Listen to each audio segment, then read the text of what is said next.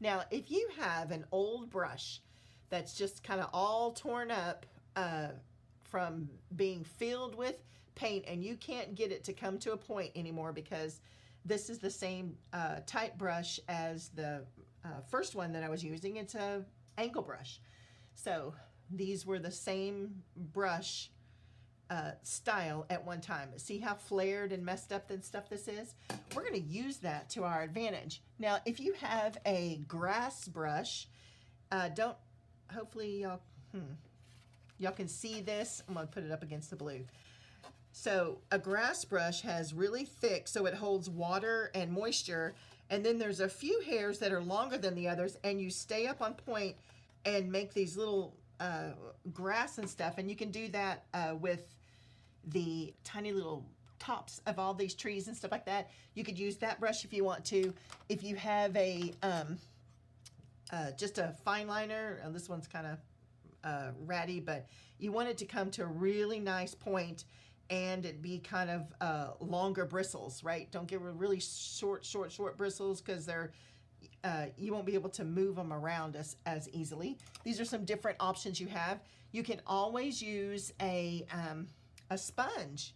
So little natural sponge and stuff like that, and tap those in. But with this one, I've wet the brush. See how wet it is? And then I'm going to dab off most of that water. Look at all that water run out. So I have a moist brush, but not wet, not soaking wet, and I'm just going to tap into this brown so that I end up with this, right? So in some of these areas, you can see little streaks of branches and stuff like that that are kind of growing up.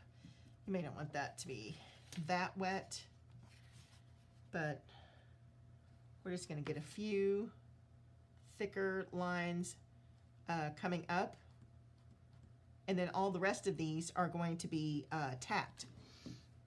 So you can always go back in and add more. We're going to come out, you're going to go straight across some. You want this stuff kind of everywhere. Get you some more paint, come back over so that you have different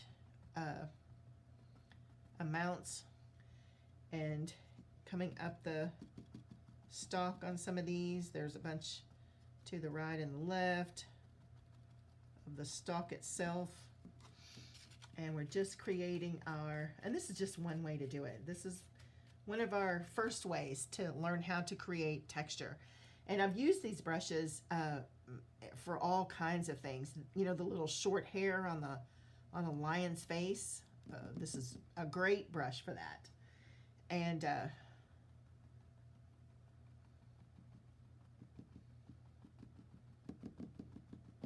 we're just going to tap away, so feel free to speed this part up until we get in all of the tops of our trees. And you know, we can always go back in and draw some more. Ew. Don't know where that came from.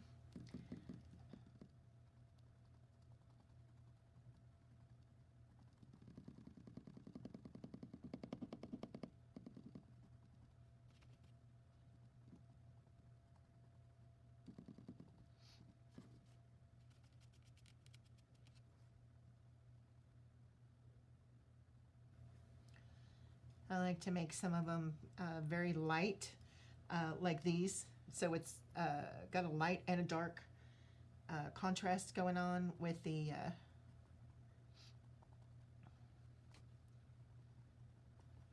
trees. Get some really darks going up in there as well as and remember these are going to be more towards the very tops of the trees, and then there's going to be little tiny branches coming up from all this. So we are not done with we've done the trunks, but we haven't done the branches. I hope that makes sense.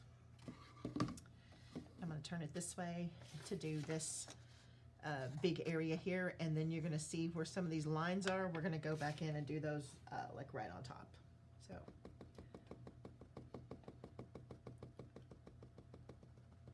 make some of it clustered thick, and then some of it's just really fine little bits way off in the top of the trees. So this is the lighter kind of color. There is a bunch right in here. And then we're going to get some more paint and make the darker ones right on top. So it looks like there's depth within these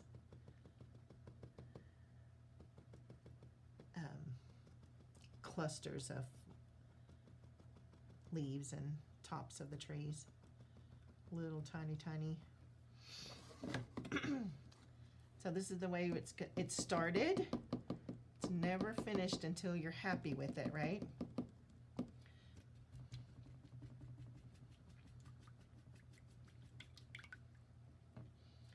Now to do the little ones, you can go back to your filbert and stay up on the tip, or you can go to your small brush.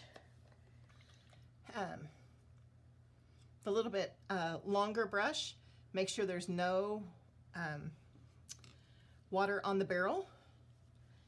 And you're going to pick up the brown again and put in all these little bitty branches off of these trees. And you can kind of follow along with some of them, like some of them come up from like this cluster and then just come over to a branch. You can even make like the tree, and then here's some clusters, and then there's the top of the tree.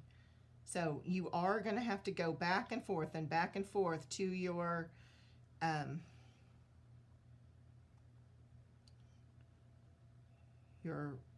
palette. I'm going to set the picture down. Just a tad bit of clean water. Anytime you start doing details and stuff like that, you don't want to add too many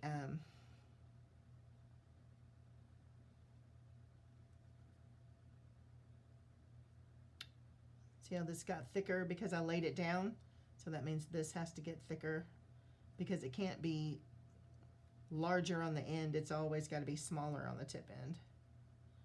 So we're just going to give that tree like a second little branch. You do need to make your paint kind of an inky consistency. It should roll off your brush like this. If it's going stop, then that means you don't have enough moisture. And that is one of the things about acrylic. You kind of have to learn to control the water. You don't want a ton of water because then once it dries, it's, just thinned out and you can't really, see, but you're wanting to do all of these little branches into your trees. Little nub over here. And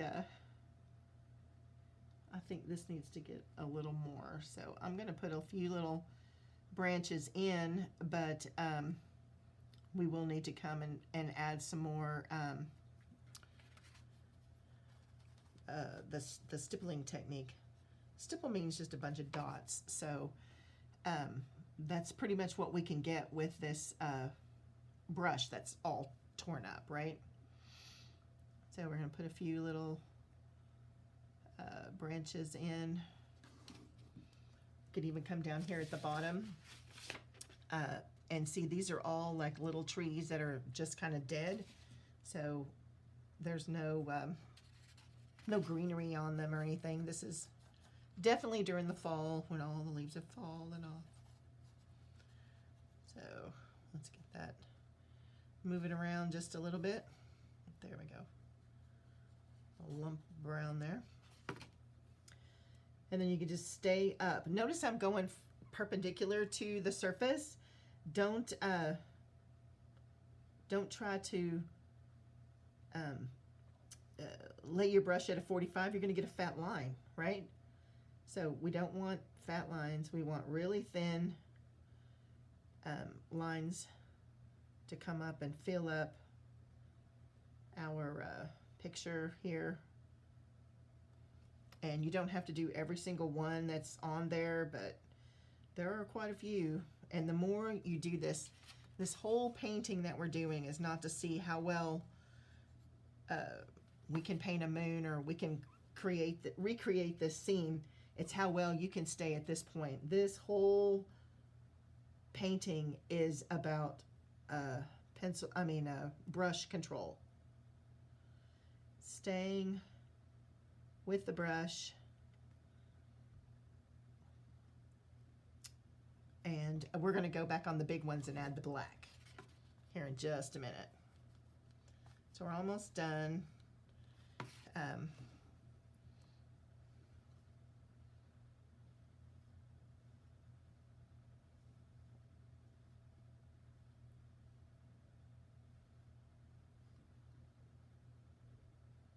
You don't want all your lines to go in the same direction, and you don't want,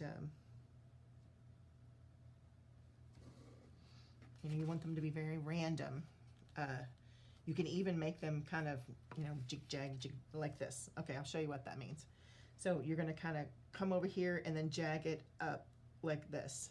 So that looks so realistic when you do not all your trees perfectly straight, but in a forest of what are those white trees called?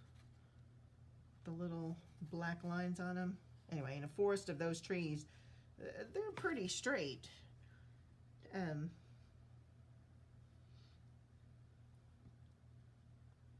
So create some of these to get thicker and thinner, and go all the way around your canvas.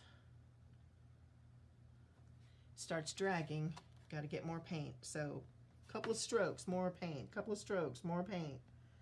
So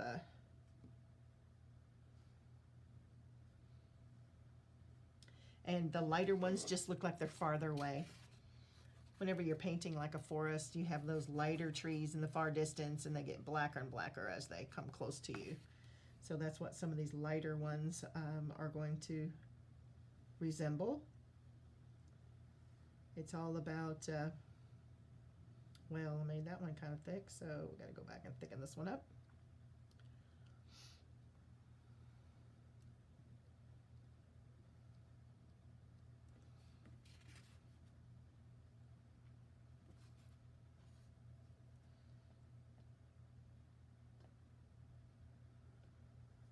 Much better.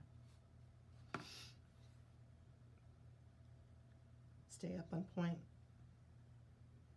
Make a move throughout the space.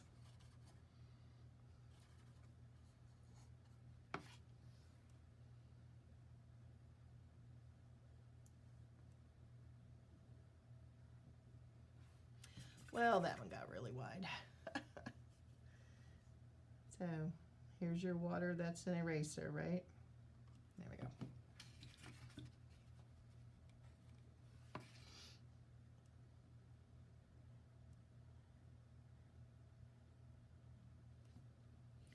Some of these can just go right in front of another too, especially if they're just as dark as the ones in front. So they look like little shorter trees. And you can see how this is very sparse looking, and how this is much more filled in like the picture. So do as many of these as you want.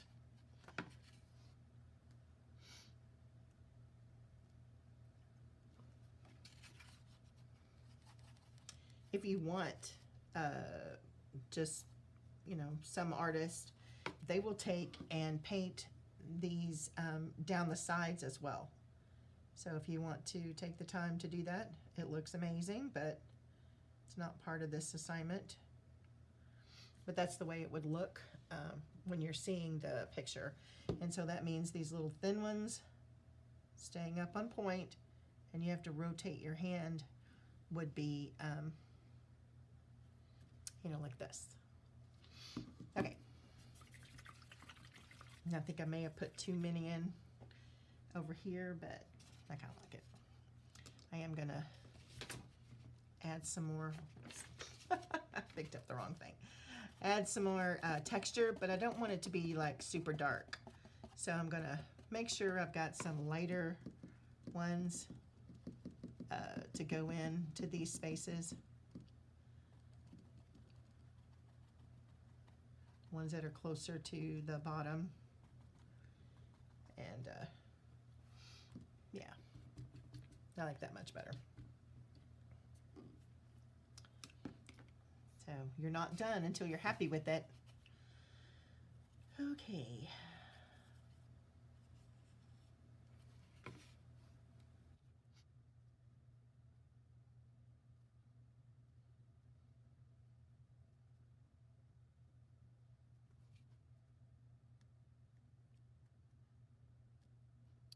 Okay, good.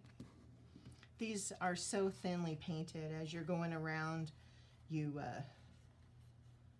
they will probably dry. My hand just stuck to something. I think it's where I painted this little thin part coming down.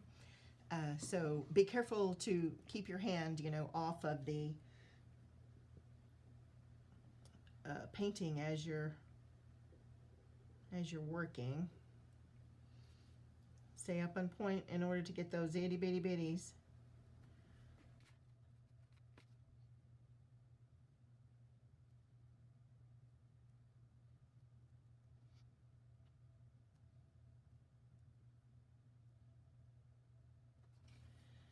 Always try to make it go farther than it should.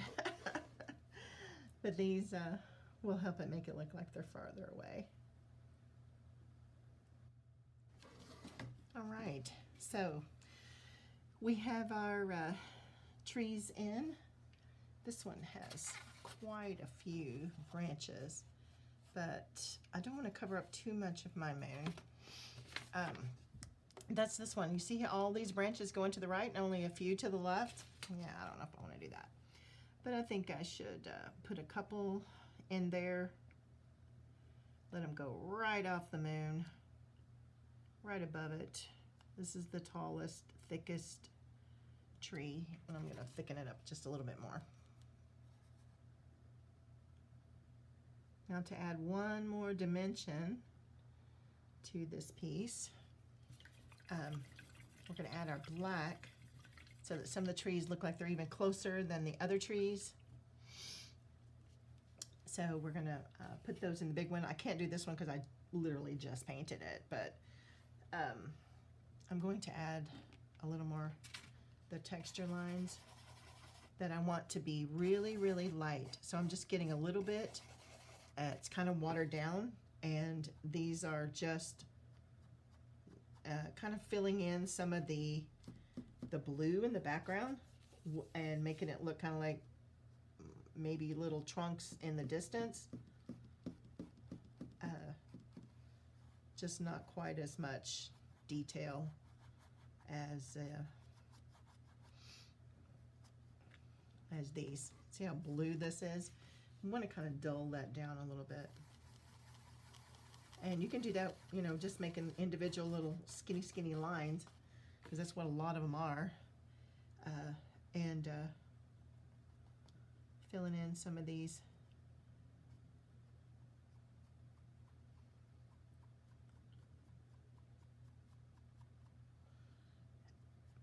Some of the super blue around the outer edges. Kind of a vignette type look. Maybe a little inside these trees. And there needs to be some up there, but that needs to be thick.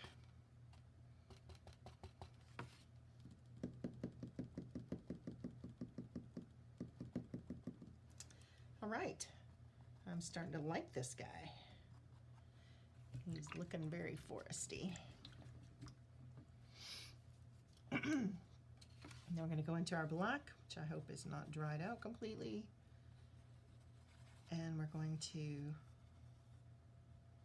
just add this in the middle of some of the larger trees, but you need to kind of add a little bit to the, whoops, this area that I just painted is a little bit sticky. Don't go as wide so that you can see a little bit of brown around the edges. And if you got the black all the way to the edge, remember, just push it back with your water. Just control where you want things to be.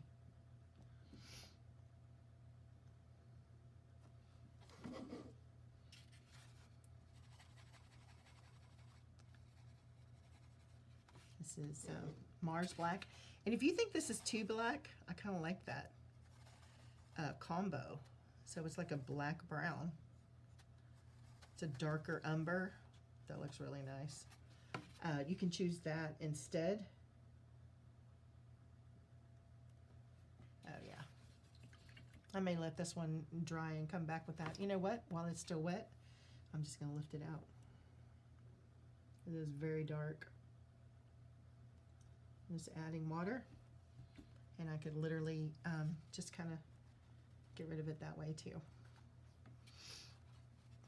So get some brown, bunch of it.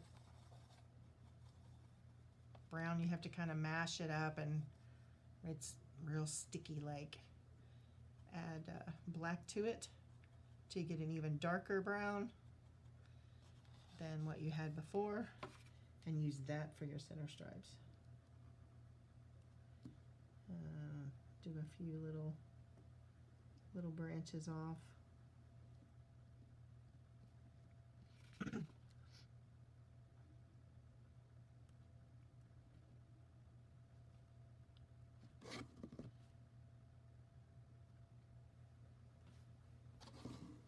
I think a couple in here might need to have it as well, so there's not just so much brown in between. You know, you kind of really want to break up the surface. So I'm going to get a little bit of watered it down just a little bit so it won't be quite as black as these others. And I'm going to hit like this tree that's split and get that in there. Oops. That got too fat. Thin that up.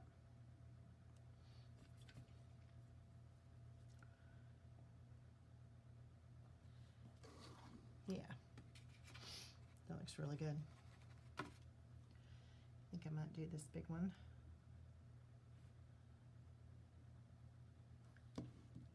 And then this big one.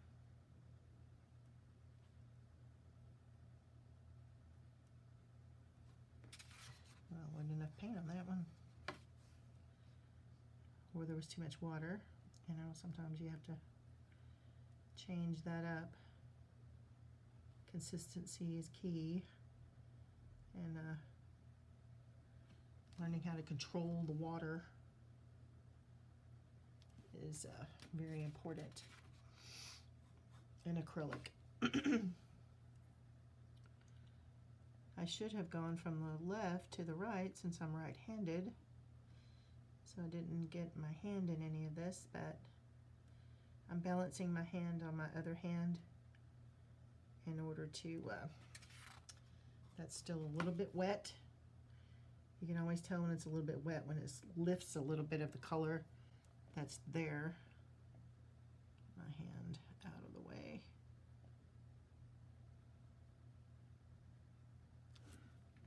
Not showing up at all. Try again. I don't think I want to do any of those, but I think I want to do these thicker ones. Or at least this one. Okay, just a little bit. I'm skipping over that textured part.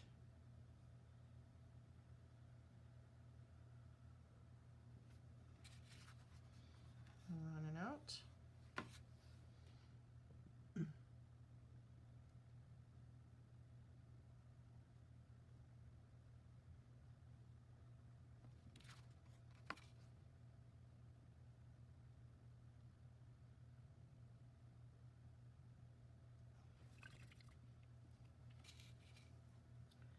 I'm just going to spread this out a little bit. It's a little thick on there. There we go.